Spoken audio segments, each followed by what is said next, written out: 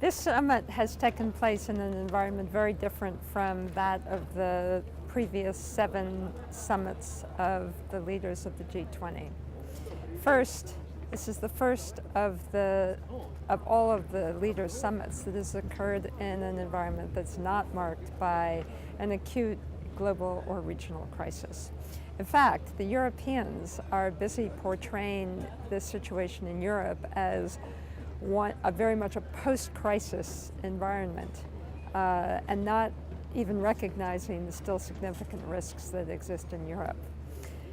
It's not a secret that it's very difficult to get people to focus on difficult economic policy decisions when there is not a crisis and when leaders are eager to put the experience of the crisis behind them.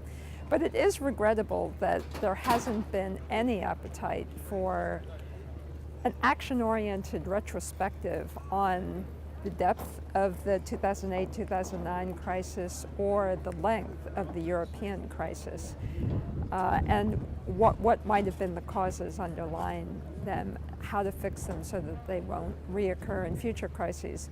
Clearly, however, no appetite. Second big difference is that instead of an economic crisis, we have a political / diplomatic crisis in the form of Syria. Putin has tried his hardest to ring-fence this issue. He had discussion among the G20 leaders focused in the working dinner last night, where apparently each leader made a 10-minute presentation that was largely reflective of the position that their respective countries had taken. Very little, if any, discussion, and even less agreement, apparently. So that is unlikely to be a crisis that is kind of well-suited, in a sense, to this sort of summit in terms of coming to agreements. One issue that has been interesting here from the point of view of something actually having been done, and that flying fairly far below the radar screen, is vis-a-vis the BRICS. The BRICS are a group of 5 countries, Brazil, Russia, India, China, and South Africa, that have been increasingly organizing themselves as an economic bloc, so to speak, with similar economic interests. They agreed to establish a $100 billion fund that is variously described as one to finance infrastructure investment or one to help stabilize currencies should currency instability start to occur.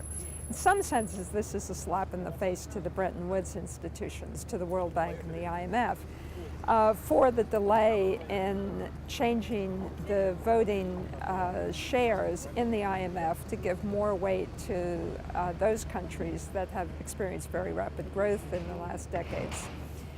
And justifiably so. The United States is holding up the quota increase, and there is very little incentive to try to move ahead with those reforms of governance as long as the agreement that was reached in 2010 has not been put in place due to the failure of the United States Congress to approve it. But in another sense, it's a fairly ominous development because it raises a lot of questions about what would happen if this fund indeed comes into being and if there were a crisis in one of these countries.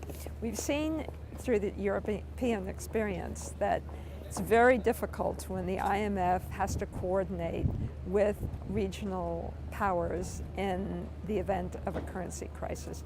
There are simply different objectives in the IMF and in neighboring countries, regional partners. So it makes agreement on a way ahead that leads to an expeditious end of the crisis very difficult. The IMF is grappling with those issues. In IMF parlance, it's dealing with the problems that arise when one country in a currency union experiences a crisis, and the IMF has to work with the currency union to resolve it. But they're all the same problems that will occur if there was a significant regional fund and the IMF has to cooperate with it. So I would say another issue for a future G20 summit.